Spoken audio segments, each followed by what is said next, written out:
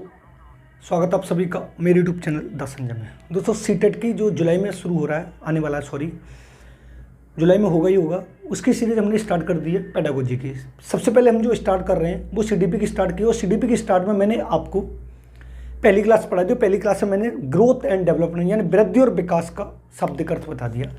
आज जो हम पढ़ने जा रहे हैं वृद्धि और विकास की अवस्थाओं के बारे में बात करने जा रहे हैं कि वृद्धि और विकास की अवस्थाएं कितनी होती हैं। तो आपको यहाँ पर पहले सबसे हम बात करेंगे कि वृद्धि और विकास की अवस्थाएं।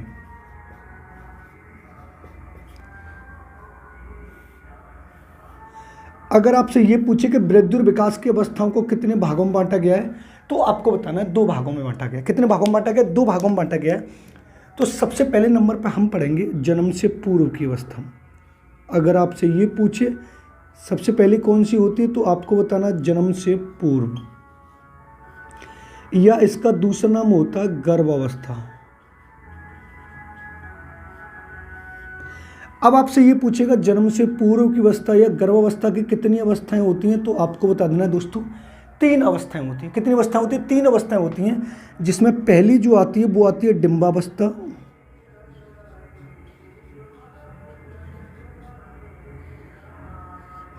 दूसरी जो आती है वो आती है पिंडावस्था,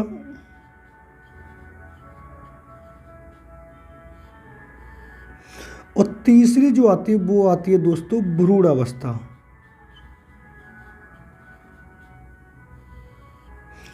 अब इसको इंग्लिश में बोला जाता है ओवम, इसको बोला जाता है एम्ब्रॉय, और इसको बोला जाता है फेटस।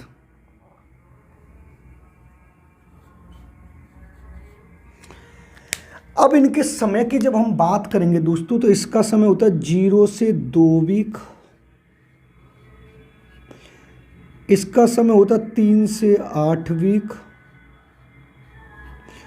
और इसका समय होता है 9 वीक से जन्म तक। इसका कितना समय होता है? जन्म तक। यानी अगर आपसे ये पूछे कि वृद्धि और विकास की अवस्थाओं कितने भागों में बांटा गया, तो आपको होता है 2 भागों में, जन्म से पूर्व या गर्भावस्था। और दूसरी जो हमारी हेडिंग आएगी दोस्तों, वो हमारी आएगी जन्म के बाद।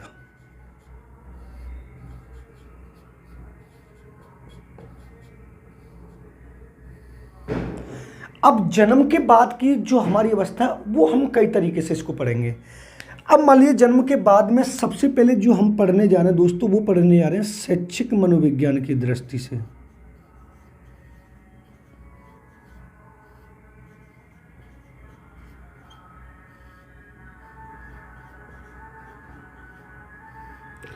अगर वो आपसे ये पूछता शैक्षिक मनोविज्ञान की दृष्टि से कितनी अवस्थाएं होती हैं, तो आपको बताना 3 अवस्थाएं होती हैं। कौन कौन सी होती हैं? देखो, सबसे पहली जो आती है वो आती है हमारी शैशवावस्था,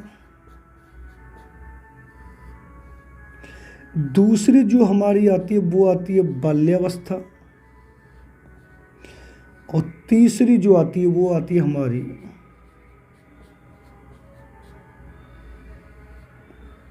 किशोरावस्था। क्लियर है?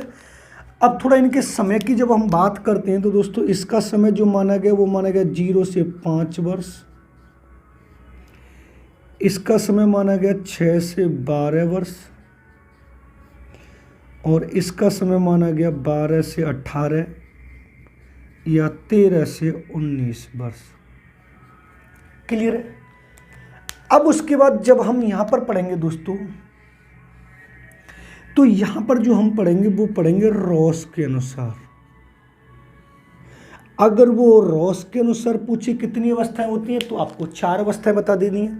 कौन कौन सी है? देखो, पहली है शैशवावस्था, दूसरी है पूर्व बाल्यावस्था,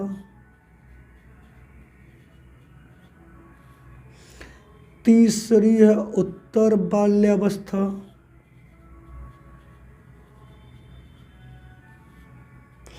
और लास्ट में है किशोरावस्था। क्लियर बात है? अब थोड़ा इनके समय की बात करते हैं दोस्तों हम।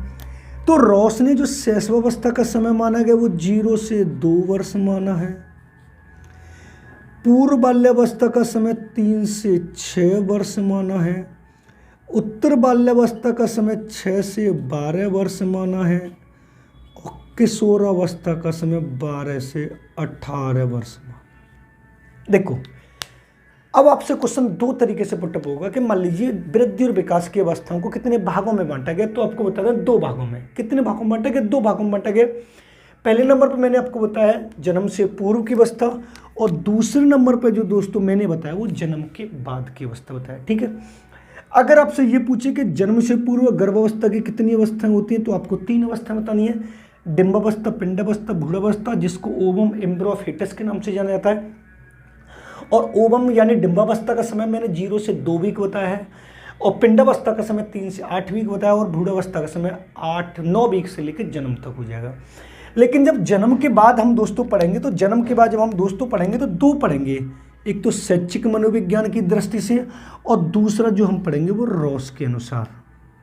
यानी जन्म के बाद जो हम पढ़ेंगे वो 2 लोगों को पढ़ेंगे, रॉस के अनुसार और शैक्षिक मनोविज्ञान की दृष्टि से। लेकिन जो सबसे ज़्यादा क्वेश्चन पुटअप होता है दोस्तों, वो शैक्षिक मनोविज्ञान की दृष्टि से पुटअप होता सीटेट में। वेरी वेरी इंपॉर्टेंट है कि शैक्षिक मनोविज्ञान की दृष्टि से कितनी अवस्थाओं का वर्णन किया गया, तो आपको बता दें 3 अवस्थाओं का वर्णन किया गया, शैशवावस्था, बाल्यावस्था, किशोरावस्था। ये वाली बात क्लियर होगी। अब थोड़ा हम यहाँ पर ये देखते हैं कि शैक्षिक मनोविज्ञान की दृष्टि से जो 3 अवस्था है, उसमें शैशवावस्था का समय कितना माना गया? 0 से 5 वर्ष माना गया। बाल्यावस्था का समय कितना माना गया? 6 से 12 वर्ष माना गया। और किशोरावस्था का समय 12 से 18, 13 से 19 वर्ष माना गया है। अगर आपसे ये पूछे कि 13 से 19 वर्ष किसने माना है, तो आपको बता देना जो 13 से 19 वर्ष जो माना गया है, इसका एक और नाम होता है टीन एज। क्या होता है? और जो टीन एज जो नाम दिया है वो दिया है पाश्चात्य मनोवैज्ञानिकों ने। किसने दिया? आपको बता देना पाश्चात्य मनोविज्ञान। और पाश्चात्य जो मनोवैज्ञानिक होते हैं वो एक तरह से विदेशी होते हैं। अरस्तु, Plato, Descartes, Froebel, kindergarten, sorry Pestalozzi, ये पाश्चात्य शब्द अगर कहीं पर आता है दोस्तों, तो ये समझ लीजिए विदेशी मनोवैज्ञानिकों की बात हो रही है। अब दूसरे नंबर पर हम जन्म के बाद की पढ़ रहे हैं, तो रॉस के अनुसार पढ़ रहे हैं। रॉस ने कितनी अवस्थाओं का वर्णन किया है, तो आपको बता देना 4 अवस्थाओं का वर्णन किया है। कितनी अवस्थाओं का वर्णन किया? 4 अवस्थाओं का वर्णन किया है। अब शैशवावस्था, पूर्व बाल्यावस्था, उत्तर बाल्यावस्था, किशोरावस्था। अब यहां पर समझने वाली बात दोस्तों 2 है कि अगर वो रॉस के अनुसार शैशवावस्था का समय पूछ रहा है, तो आपको बताना 0 से 2 वर्ष। लेकिन रॉस के अनुसार नहीं पूछ रहा और आपसे यह पूछ रहा है कि शैशवावस्था का समय कितना होता है, तो आपको बताना 0 से 5 वर्ष। अब उसके बाद वो ये पूछेगा पूर्व बाल्यावस्था का समय कितना? 3 से 6 वर्ष। उत्तर बाल्यावस्था का समय कितना? 6 से 12 वर्ष। और किशोरावस्था का समय कितना? 12 से 18 वर्ष। क्लियर है? अब थोड़ा और देखते हैं, इनको डिटेल में देखते हैं। अब आपसे ये पूछेगा कि शैशवावस्था के जनक कौन है। अगर आपसे ये पूछे कि शैशवावस्था के जनक कौन है, तो आपको इसके जनक बता देने हैं वैलेंटाइन। कौन बता देने? वैलेंटाइन।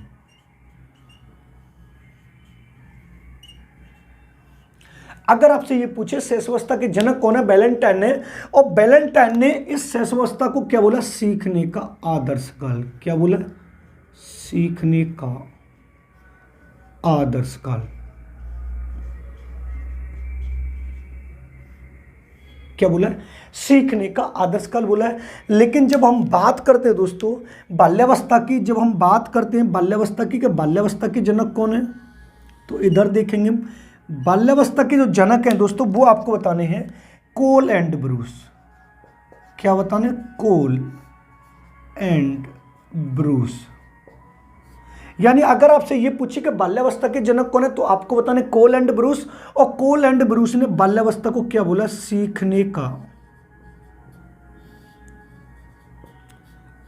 अनोखा काल। क्या बोला है? सीखने का अनोखा काल। क्लियर बात है?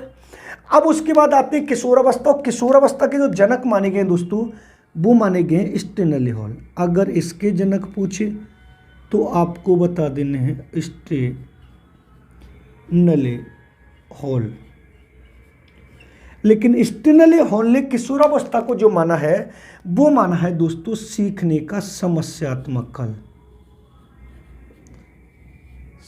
सीखने का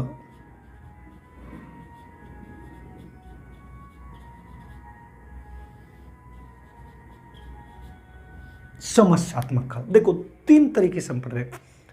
शैशवावस्था के जनक कौन है? वैलेंटाइन ने। और शैशवावस्था को वैलेंटाइन ने क्या बोला है? सीखने का आदर्श काल बोला है। बाल्यावस्था के जनक कौन है? कोल एंड ब्रूस है, और इन्होंने इसको क्या बोला? सीखने का अनोखा काल बोला है।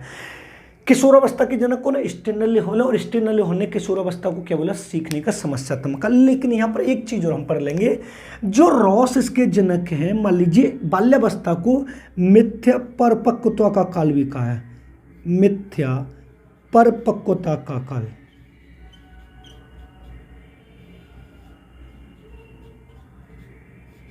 यानी बाल्यावस्था को मिथ्या परिपक्वता का काल कहना किसने बोला है? तो यहां पर आपको यह बता देना है कि इसको जो मानने वाले हैं वो कौन है? रॉस है। कौन है? यानी दो तरीके से आपसे क्वेश्चन पुटअप कर सकता है कि बाल्यावस्था को सीखने का अनोखा काल किसने कहा है? कोल एंड ब्रूस ने। बाल्यावस्था को मिथ्या परिपक्वता का काल किसने कहा? रॉस ने। किशोरावस्था को सीखने का समस्यात्मक काल किसने कहा? स्टेनली हॉल ने। और किशोरावस्था के जनक कौन है? स्टेनली हॉल है। देखो मैंने दो तरीके से आपको यहां पर पढ़ाया। अगर आपसे ये पूछे कि अवस्थाओं को वृद्धि और विकास की अवस्थाओं कितने भागों में बांटा गया है, तो आपको बता देना दो भागों में बांटा गया है, जन्म से पूर्व और जन्म के बाद। जन्म से पूर्व यानी गर्भावस्था की अवस्था मैंने आपको कितनी बताई? तो आपको बतानी 3 अवस्थाएं बताई हैं, डिंबावस्था, पिंडावस्था, भ्रूणावस्था। अब जन्म के बाद में मैंने आपको एक पढ़ाया शैक्षिक मनोविज्ञान की दृष्टि से, और दूसरा जो मैंने आपको पढ़ाया वो रॉस के अनुसार पढ़ाया। और रॉस के अनुसार अगर शैशवावस्था उसका रॉस के अनुसार वृद्धि और विकास की अवस्था को पूछता है तो आपको बता देनी है 4 है, शैशवावस्था, पूर्व बाल्यावस्था, उत्तर बाल्यावस्था, किशोरावस्था। अगर दूसरे नंबर पर आपसे वो ये पूछता है कि शैक्षिक मनोविज्ञान की दृष्टि से अवस्थाओं कितने भागों में बांटा गया, तो आपको बता देना 3 अवस्थाओं में, शैशवावस्था, बाल्यावस्था, किशोरावस्था। शैशवावस्था के जनक कौन है? स्टेनली हॉल है। और स्टेनली हॉल ने शैशवावस्था को क्या बोला? शैशवावस्था को माना सीखने का आदर्श काल। बाल्यावस्था के जनक मैंने आपको कोल एंड ब्रूस बताया। कोल एंड ब्रूस ने बाल्यावस्था को क्या बोला? सीखने का अनोखा काल। लेकिन बाल्यावस्था को मिथ्या परिपक्वता का काल भी रॉस ने बोला है। अब यहां पर आते किशोरावस्था के जनक कौन है? Stanley hall. स्टेनली हॉल ने सीखने का समस्यात्मक काल किस अवस्था को बोला है? तो आपको बता देना है किशोरावस्था को। क्लियर बात है? अब थोड़ा इधर आते हैं। देखो अब सबसे बड़ी बात यहां पर ये होती है कि ये जो 3 जो अवस्था हमने आपको पढ़ाई है, यहां पर आपसे एक क्वेश्चन ये पूछेगा कि इनके पक्ष कितने हैं, यानी वृद्धि और विकास के पक्ष कितने हैं या आयाम कितने। तो आपको यहां पर ये वाली बात समझ लेनी है, वृद्धि व विकास के आयाम। अगर आपसे ये पूछे कितने, तो आपको बता देना दोस्तों 4 हैं। और इनको आप वेरी वेरी इंपॉर्टेंट डाल लेना, सीटेट की हर शिफ्ट में आपसे पूछे जा रहे हैं। अब जो 4 आयाम हैं थोड़ा हम उनको समझते हैं। तो पहला आएगा शारीरिक,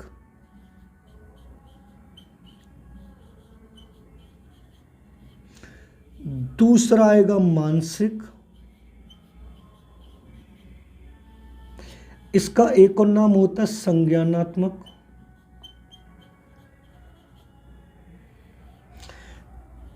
तीसरा होता है संवेगात्मक, और लास्ट में जो होता है वो होता है सामाजिक। यानी ये जो 4 अवस्थाएं, ये जितनी भी मैंने आपको अवस्थाएं बताई, ये पूर्ण रूप से इन 4 तत्वों पर टिकी होती है, इन 4 पक्षों पर टिकी होती है, यानी शारीरिक, मानसिक, संवेगात्मक और सामाजिक। अब यहां पर आपसे ये पूछेगा कि वृद्धि और विकास के जो पक्ष है वो कितने, तो दोस्तों आपको बता देना 4 पक्ष हैं। और इन 4 पक्षों को आपको कैसे याद रखना है, तो आपको बता देना है ये 4 पक्ष कैसे हैं, तो आपको याद रखना क्रम से। कैसे याद रखना? क्रम से याद रखना। अब यहां पर एक और बात ये पुटअप होती है कि ये 4 पक्षों में से वृद्धि से कौन संबंधित है और विकास से कौन संबंधित है। तो आपको ये वाला पक्ष जो है शारीरिक पक्ष है, इसको हम किससे संबंधित बोलते हैं? अभिवृद्धि यानी वृद्धि से।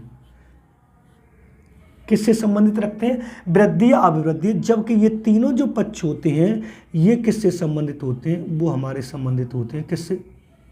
विकास से। और हम जो अभी पढ़ रहे हैं वो पढ़ क्या रहे हैं? वृद्धि और विकास पढ़ रहे हैं। क्लियर बात है? अब यहां पर बात ये वाली होगी कि वृद्धि और विकास के पक्ष कितने, तो हमने बता दिए 4 पक्ष हैं, शारीरिक पक्ष, मानसिक या संज्ञानात्मक पक्ष, संवेगात्मक पक्ष और सामाजिक पक्ष। लेकिन अब इनसे हटके भी एक और चीज आती है कि वृद्धि और विकास की ग्रंथियां कौन कौन सी है। यानी ग्रंथि आपसे वेरी वेरी इंपॉर्टेंट पूछेगा। तो मान लीजिए हम ग्रंथियों के इधर पढ़ लेते हैं। अगर आपसे ये पूछे वृद्धि और विकास की ग्रंथियां कितनी हैं, तो आपको यहां पर हेडिंग डालनी है ग्रंथियां। तो आपको ये बता देने वृद्धि और विकास की जो ग्रंथियां हैं, वो सहायक जो ग्रंथियां मानी गई हैं, वो 5 ग्रंथियां मानी गई। अगर इन पांचों से हटके कोई आती है तो आपको गलत बता देनी है। अब 5 ग्रंथियां कौन कौन सी, थोड़ा इनको समझेंगे दोस्तों।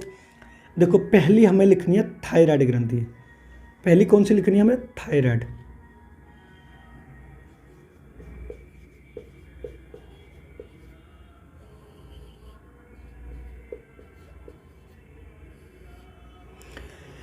दूसरी जो लिखनी है दोस्तों, वो लिखनी है एंड्रिनल ग्रंथि।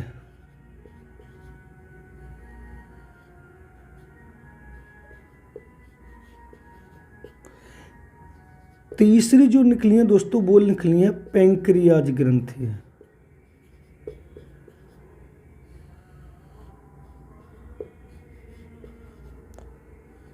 और एक और जो आती है वो आती है दोस्तों पीयूष ग्रंथि।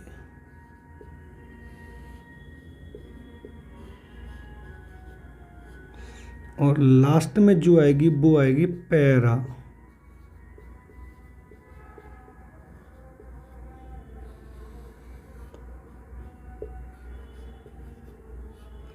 थायराइड ग्रंथि। ये 5 ग्रंथियों, उन 5 ग्रंथियों से हटके अगर कुछ भी आता है तो वो आपको गलत बता देना है। क्लियर है?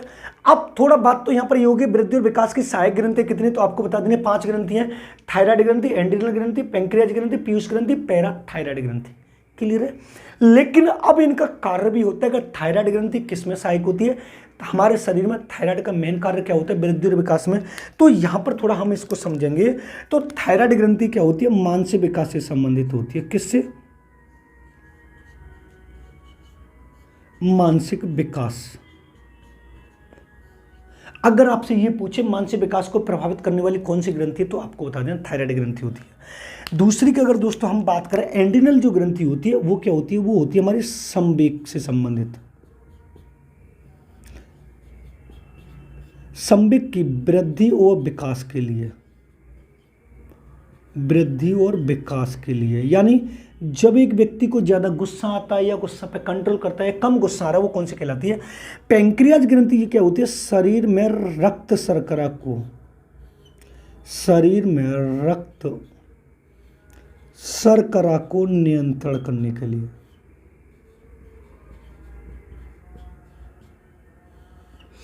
पीयूष ग्रंथि क्या होती है? तो आपको बता देना, इससे ग्रोथ हार्मोन्स निकलता है।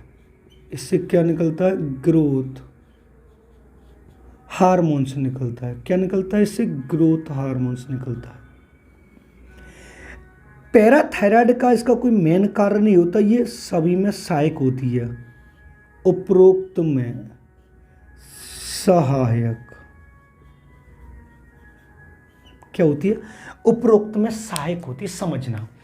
अब आपसे क्वेश्चन ये पूछेगा कि वृद्धि और विकास की सहायक ग्रंथि कितनी होती है दोस्तों, तो आपको बता देंगे 5 होती है। पीयूष ग्रंथि होती है, थायराइड ग्रंथि होती है, पैराथायराइड होती है, पैंक्रिया जो एंड्रिनल ग्रंथि होती है।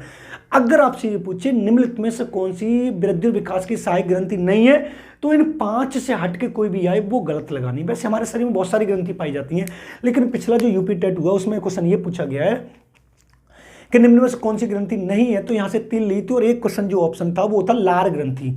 और लार ग्रंथि मैंने इसमें आपको लिखा ही नहीं, तो आपको लगानी नहीं है। अगर आपसे ये पूछे थायराइड ग्रंथि किस में सहायक होती है, तो मानसिक विकास में सहायक होती है। और थायराइड जो होता है वो दोस्तों 2 प्रकार का होता है, एक पतला और एक मोटा। ज्यादा मोटा होगा तब भी हमारी बुद्धि को प्रभावित करेगा, मानसिक रूप से प्रभावित करेगा, पतला होगा तब भी उसको प्रभावित करेगा। एंड्रिनल ग्रंथि क्या होती है? वो संवेगों की वृद्धि और विकास के लिए होती है। यानी जब एक व्यक्ति को ज्यादा गुस्सा आता है तो कंट्रोल करने के लिए या ज्यादा गुस्सा को प्रदर्शित करने के लिए किस ग्रंथि का प्रयोग किया जाता है, तो आपको बता देना एंड्रिनल ग्रंथि का प्रयोग किया जाता है। पैंक्रियाज ग्रंथि क्या होता है कि हमारे शरीर में जो ब्लड शुगर होता है, रक्त शर्करा यानी ब्लड शुगर जो होता है, उसको कंट्रोल करने के लिए, यानी डायबिटीज जो होती है उसको कंट्रोल करने के लिए किस ग्रंथि का प्रयोग किया जाता था? पैंक्रियाज ग्रंथि का प्रयोग किया। नेक्स्ट नंबर पे मैंने आपको बताई पीयूष ग्रंथि। पीयूष ग्रंथि क्या होती है?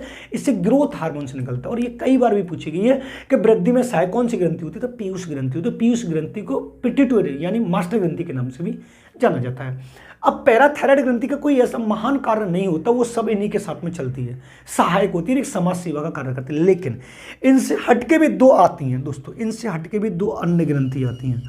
अगर आपसे ये पूछे अन्न ग्रंथि कौन सी है, तो इनके साथ ही मैं आपको बता देता हूँ अन्न ग्रंथि। अब जो अन्न ग्रंथि है उसमें हमें पहली पढ़नी है ओडिपस ग्रंथि। पहली पढ़नी है हमें ओडिपस ग्रंथि। अब ओडिपस ग्रंथि में क्या होता है कि इसमें क्या होता है कि लड़का अपनी मम्मी से ज्यादा प्रेम करता है। अब इसमें क्या होगा कि लड़का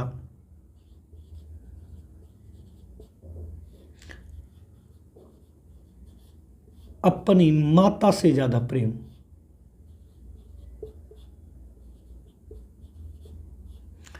अगर ये पूछे कि निम्नलिखित में से किस ग्रंथि के आधार पर एक लड़का अपनी माता से ज्यादा प्रेम करता है, तो आपको बता देना ओडिपस ग्रंथि के कारण करता है। दूसरा जो होगा वो होगा इलेक्ट्रा ग्रंथि। दूसरा कौन सा होगा, वो होगा इलेक्ट्रा ग्रंथि।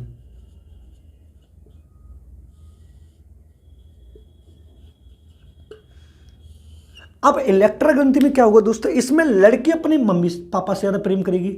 इसमें क्या होगा, लड़की अपने पापा से ज्यादा प्रेम करती है। दो तरीके से मैंने आपको बताया कि एक होती है ओडिपस ग्रंथि और एक होती है इलेक्ट्रा ग्रंथि। इलेक्ट्रा ग्रंथि में क्या होता है कि लड़की अपनी मम्मी से ज्यादा प्रेम करती है, यानी लड़की जो होती है वो लड़की जो होती है अपने पापा से ज्यादा प्रेम करती है। कितने, पापा की परियां, पापा को जो सबसे ज्यादा प्रेम करने वाली होती है वो लड़की होती है, और पापा जो होते हैं वो बेटे की कभी किसी बात को टाल नहीं सकते। लेकिन ओडिपस ग्रंथि में क्या होता है, ओडिपस ग्रंथि में लड़का अपनी माता से ज्यादा प्रेम करता है, और माता के जो राजा बेटे होते हैं वो कौन सी ग्रंथि के कारण होते हैं, तो आपको बता देना है ओडिपस ग्रंथि के कारण होते हैं। लेकिन यहां पर एक और क्वेश्चन पुटअप हो रहा है कि मान लीजिए ओडिपस ग्रंथि और इलेक्ट्रा ग्रंथि, इन दोनों के जनक किसको माना जाए, यानी इनके जनक कौन है, तो आपको बता देना इनके जनक की बात करें दोस्तों, तो इसके जनक जो माने जाएंगे वो माने जाएंगे सिगमंड फ्राइड।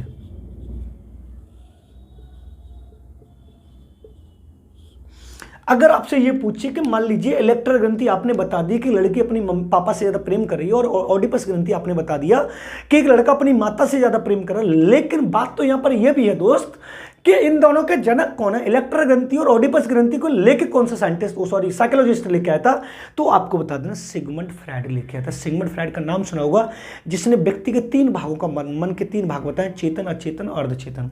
हम किसी दिन पढ़ाएंगे, ये वाली बात क्लियर होगी। अब एक पॉइंट और पढ़ लेते हैं कि वृद्धि और विकास के तत्व कौन कौन से, यानी वृद्धि और विकास के तत्व कौन कौन से, और वृद्धि और विकास को विकसित करने वाले यानी मानव को बनाने वाले कौन से दो तत्व हैं। तो यहां पर हम ये लिखेंगे मानव विकास के तत्व है, या मानव विकास लिख लेंगे, नोट हेडिंग डाल लिखेंगे मानव विकास।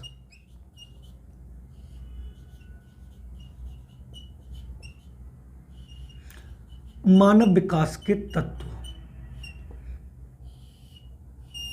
मानव विकास का मतलब होता है कि जब वृद्धि और विकास में बन जाएगा, जब वृद्धि और विकास जब पूर्ण रूप से हो जाएगा, यानी गर्भावस्था में और जन्म के बाद की जितनी सारी विशेषता मिल जाएंगी, तो एक मनुष्य का निर्माण होगा। लेकिन मनुष्य का निर्माण होने के लिए किन दो तत्वों का सहारा लिया जाता है, तो यहां पर अगर आपसे यह पूछे मनुष्य का विकास या मानव विकास का तत्व निर्माण करने के लिए कितने तत्वों का सहारा लिया जाता है, तो आपको बताना है दो तत्वों का सहारा लिया जाता है। कौन कौन से दो तत्व हैं, देखो। सबसे पहले दोस्त हम जो बात करेंगे वो बात करेंगे वंशानुक्रम की। किसकी बात करेंगे, वंशानुक्रम की। और दूसरा जो दोस्त होता है वो होता है वातावरण। दूसरा कौन सा होता है, वो वातावरण होता है, यानी वंशानुक्रम और वातावरण मिलकर एक व्यक्ति का निर्माण करते हैं। तो देखो दो तरीके से होता है, अगर मैं वंशानुक्रम का दूसरा नाम प्रकृति भी रख दूं तो भी बात चलेगी, क्योंकि वंशानुक्रम को प्रकृति होता है, न वंशानुक्रम को हम चेंज कर सकते हैं न प्रकृति को चेंज कर सकते हैं। लेकिन वातावरण का अगर मैं दूसरा नाम ये समझ लीजिए पोषण रख दे रहा हूं, तब भी आपकी बात ठीक है। लेकिन यहां पर समझने वाली बात यह है दोस्तों, क्योंकि सीटेट जो होता है मैंने कई पेपर में देखा है, तो सीटेट में क्वेश्चन ये भी पुटअप हुआ है कि वंशानुक्रम और वातावरण का एक मानव का विकास या मानव को विकसित करने में 50-50% का योगदान रहता है। तो मैं यहां पर दो तरीके से आपको पढ़ाऊंगा। देखो, अगर मान लीजिए यहां पर वंशानुक्रम वातावरण बराबर 100% हो रहा है, कितना परसेंट हो रहा है, 100% हो रहा है, और प्रकृति और पोषण बराबर भी 100% हो रहा है, तो यहां पर मैं दो तरीके से लिखाऊंगा और आप दोनों तरीके से समझ लेना कौन सा हो सकता है। अगर मेरे अकॉर्डिंग देखा जाए, एक मानव को विकसित करने में सबसे बड़ा जो हाथ होता है वो एक वातावरण का होता है, क्योंकि बच्चे का जन्म होने के बाद उसकी बुद्धि, उसके संवेग, उसका शरीर और उसका सामाजिक विकास जो होता है वो सबसे ज्यादा वातावरण करता है। तो मैं वंशानुक्रम को 30% रखता हूं। कितना परसेंट रखता हूं? 30% रखता हूं। और पोषण को और वातावरण को कितना परसेंट रखता हूं? 70% रखता हूं। तो आपको कितने परसेंट मिल जाएगा? 100% मिल जाएगा। लेकिन अगर सीटेट के अकॉर्डिंग आपसे यहां पर ये वाला क्वेश्चन पुटअप कर लेता है कि इन दोनों में किस किस का योगदान सबसे ज्यादा है, तो यहां पर मैं आपको दो तत्व लिख दे रहा हूं। एक लिख रहा हूं वंशानुक्रम और एक लिख रहा हूं वातावरण। कौन सा लिख रहा हूं? एक वातावरण लिख रहा हूं। तो वंशानुक्रम को मैं 50% लिख दे रहा हूं और वातावरण को मैं भी 50% लिख रहा हूं। तो टोटल हमारा कितना परसेंट हो जा रहा है? वो हमारा 100% हो जा रहा है। लेकिन देखो, अगर क्वेश्चन ये पूछा जाता है कि वंशानुक्रम और वातावरण एक बालक के वृद्धि और विकास में कितनी सहायता रखते हैं, तो आपको 50% ऑप्शन दिखाई दे रहा है, तो राइट आंसर लगा देना। अगर आपसे ये पूछे कि एक बालक के विकास में, एक बालक की बुद्धि में सबसे बड़ा जो हाथ होता है वो किसका होता है, तो दोस्तों मैंने यहाँ पर जो 70% लिखा है वो वातावरण यानी पोषण का लिखाया है। यानी वंशानुक्रम को हम प्रकृति के नाम से भी जानते हैं और वातावरण को हम पोषण के नाम से भी जानते हैं। अगर वो ये पूछे सबसे ज्यादा, सबसे महत्वपूर्ण स्थान किसका होता है, तो आप वातावरण लगा सकते हैं। लेकिन दोनों का 50-50% पूछे तो आप दोनों का 50-50% में लगा सकते हैं। ये पूरा का पूरा मैंने आपको पूरा समझा दिया। लेकिन नेक्स्ट वीडियो में मैं आपको शैशवावस्था, बाल्यावस्था, किशोर अवस्था का पूरा डिटेल में पढ़ा दूंगा और उसके सिद्धांत पढ़ा दूंगा। अब बात यहाँ पर ये आती है, अगर आपसे मैंने यहाँ पर सबसे पहले जो आपको पढ़ाया था वो पढ़ाया था कि वृद्धि और विकास की अवस्थाएं कितनी होती है, तो उसके लिए मैंने आपको क्या बताया था? 2 अवस्थाएं होती हैं, जिसमें मैंने पहला बताया था जन्म से पूर्व और दूसरा बताया था जन्म के बाद। क्लियर है? जन्म से पूर्व की अवस्था 3 होती है, डिंबावस्था, पिंडावस्था, बूढ़ावस्था। और जन्म के बाद के मैंने 2 तरीके से आपको पढ़ाया था। एक पढ़ाया था शैक्षिक मनोविज्ञान की दृष्टि से और दूसरा पढ़ाया था रॉस के अनुसार। क्लियर बात है? शैक्षिक मनोविज्ञान की दृष्टि से 3 अवस्था होती है, शैशवावस्था, बाल्यावस्था, किशोरावस्था। शैशवावस्था के जनक वैलेंटाइन है और वैलेंटाइन ने इसको सीखने का आदर्श काल कहा है। बाल्यावस्था के जनक कोलैंड ब्रूस है, कोलैंड ब्रूस ने इसको सीखने का आदर्श काल कहा है। लेकिन बाल्यावस्था को रॉस नामक एक साइकोलॉजिस्ट आया था, उसने उसको क्या नाम दिया था? मिथ्या परिपक्वता का काल दिया था। ठीक, क्लियर बात है? किशोरावस्था के जनक स्टेनले लेहोल है, स्टेनले लेहोल ने इसको सीखने का समस्यात्मक काल कहा है। लेकिन किशोरावस्था को एक और नाम से जाना था, वो होती है टीन एज। और टीन एज का शब्द करते हुए अगर आपसे पूछेगा तो समस्याओं से घिरा काल होगा। और टीन एज को किसने बताया था? तो पाश्चात्य मनोविज्ञान यानी जितने भी हमारे विदेशी मनोवैज्ञानिक थे उन्होंने बताया था। अब आपसे ये पूछेगा वृद्धि और विकास के पक्ष कितने, तो आपको दोस्तों 4 बता देने: शारीरिक, मानसिक, संवेगात्मक, सामाजिक। और ये वाली बात मैंने आपको ये बताई थी कि ये आपको बताने हैं क्रम से। ये कैसे हैं? क्रम से बताने हैं। यानी शारीरिक और मानसिक विकास और संवेगात्मक, सामाजिक विकास जो होता है वो क्रम से चलता है। और पूरी हमारी साइकोलॉजी और पेडागोजी इन्हीं तत्वों पर निर्भर करती है। फिर उसके बाद मैंने आपको बताया था कि वृद्धि और विकास की ग्रंथि कितनी है, तो मैंने आपको बताया 5 ग्रंथियां। कौन से? थायराइड, एंड्रिनल, पैंक्रियाज, पैराथायराइड और पीयूष ग्रंथि। अब आपसे ये पूछेगा पीयूष ग्रंथि का कार्य क्या होता है, तो उससे ग्रोथ हार्मोन से निकला है। थायराइड ग्रंथि से क्या होता है कि उससे मानसिक विकास वृद्धि होती है, प्रभावित होता है। एंड्रिनल से क्या होता है, तो संवेगों की वृद्धि और विकास होता है। पैंक्रियास से क्या होता है कि शरीर में रक्त शर्करा को नियंत्रण किया जाता है। अब इनसे हटके 2 वृद्धि और होती है, ग्रंथि होती है, ओडिपस ग्रंथि और इलेक्ट्रा ग्रंथि। ओडिपस ग्रंथि में क्या होता है दोस्तों कि जिसमें एक बेटा अपने माता से ज़्यादा प्रेम करता है, और इलेक्ट्रा ग्रंथि में क्या होता है एक बेटी अपने पापा से ज़्यादा प्रेम करती है। लेकिन एक इलेक्ट्रा और ओडिपस ग्रंथि को परिभाषित करने वाला या उनको लाने वाला या उनको जन्म देने वाला या उनकी खोज करने वाला कौन सा साइंटिस्ट, साइकोलॉजिस्ट था, तो आपको बता देना है सिगमंड फ्रायड। यानी इलेक्ट्रा ग्रंथि और ओडिपस ग्रंथि, इन दोनों के जो जनक माने जाते हैं वो कौन माने जाते हैं? सिगमंड फ्रायड माने जाते हैं। फिर उसके बाद मैंने आपको ये वाली बात बताई थी कि वृद्धि और विकास है उसको जो निर्माण करने वाला यानी एक मानव विकास का निर्माण करने वाले कौन से 2 तत्व होते हैं, तो मैंने आपको बताया 2 तत्व। वंशानुक्रम का दूसरा नाम प्रकृति होता है, वातावरण का दूसरा नाम पोषण होता है। दोनों का 50-50% भी हो सकता है। अगर आपसे ये पूछे सबसे महत्वपूर्ण कारक कौन सा है, तो आपको बता देना वातावरण। ये है दोस्तों वृद्धि और विकास यानी CDP की जो सीटेट जुलाई में हो रहा है 2nd क्लास। वीडियो पसंद आए हो तो वीडियो को लाइक करें, शेयर करें, कमेंट करें। चैनल पर नए हो तो चैनल को सब्सक्राइब कर लें, बेल आइकन ऑल को प्रेस करें, जिससे आने वाले वीडियो का नोटिफिकेशन मिलता रहेगा। हम पूरी गारंटी लेते हैं सीटेट को पास कराने की। चैनल पर बने रहना। डिट्टो आपको इंग्लिश की पेडागोजी को छोड़कर इस वाले चैनल पर आपको टोटल 4 सब्जेक्टों की पेडागोजी पढ़ाई जाएगी। CDP की पूरी पढ़ाई जाएगी, हिंदी की, मैथ की, संस्कृत की और EVS की। आप चाहें तो इसका स्क्रीनशॉट ले सकते हैं। मिलते हैं नेक्स्ट वीडियो में। धन्यवाद। हाँ, चैनल को सब्सक्राइब जरूर करके जाइएगा। धन्यवाद।